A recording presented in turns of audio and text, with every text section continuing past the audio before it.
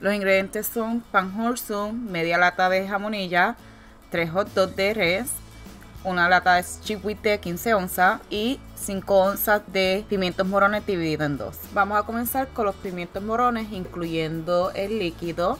El líquido lo usamos para que cuando echemos todos los ingredientes bata bien.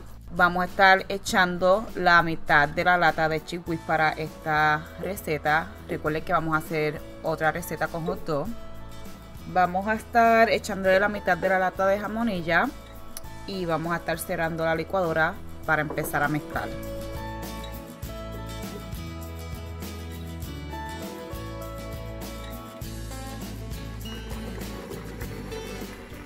Si usted quiere que la mezcla le quede más líquida, le va a dar más tiempo y más velocidad. Y si le quiere que le quede un poquito más espesa, le va a dar menos tiempo y menos velocidad. Vamos a estar abriendo la licuadora para limpiarle las esquinas y que todos los ingredientes estén bien mezclados.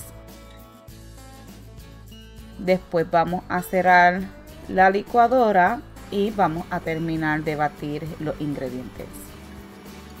Ya la mezcla de jamonilla está lista. Ahora nos vamos a preparar para hacer la de hot dog.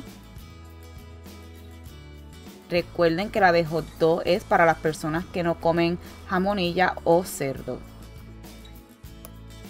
Ahora básicamente vamos a estar utilizando los mismos pasos o haciendo los mismos pasos.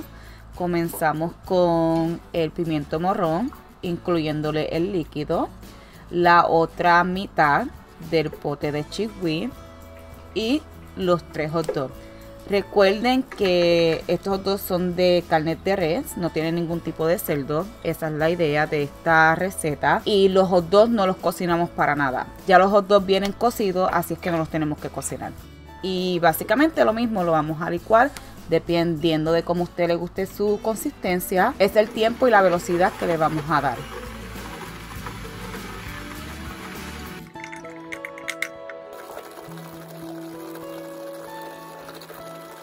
Ya la mezcla con beef está terminada. Desen cuenta que la mezcla se ve exactamente igual que la de la jamonilla.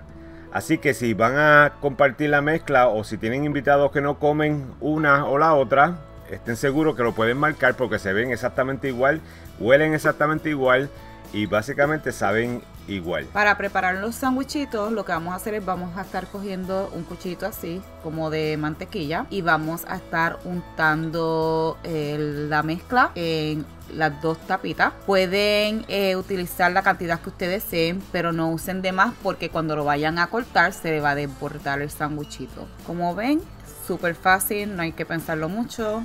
Solamente echarle la mezclita y ya. Por lo menos a mí no me gusta que los sandwichitos tengan demasiada mezcla. No me gusta que cuando uno mastique sienta como una pelota de mezcla. Así que yo recomiendo que hagamos lo que estamos viendo, que es untar un poco de mezcla arriba, un poco de mezcla abajo. Untar mezcla en las dos tapas del pan y así la distribución es más pareja. Cuando vayan a cortar los sandwichitos, yo les recomiendo que utilicen el cuchillo para cortar pan, el que tiene dientito. Y lo hagan suave para que la mezcla no se espacharre o para que el pan tampoco se manche. Pero si lo va a hacer, trate de utilizar un cuchillo que sea bastante filoso para que el pan no se rompa y no se aplaste mucho.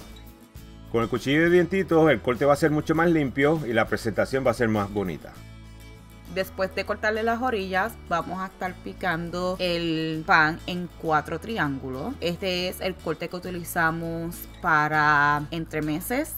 También lo pueden picar en 2, eso es todo preferencia. Los sandwichitos de mezcla son perfectos para cualquier actividad familiar, para baby shower, navidades, cumpleaños. Ya sabemos que si somos puertorriqueños, los sandwichitos de mezcla no pueden faltar en nuestras actividades familiares. Y si alguna persona les pide que traiga sandwichitos de mezcla, no diga que no sabe hacerlo, sino que vea el video y usted se puede dar cuenta que la receta es súper fácil.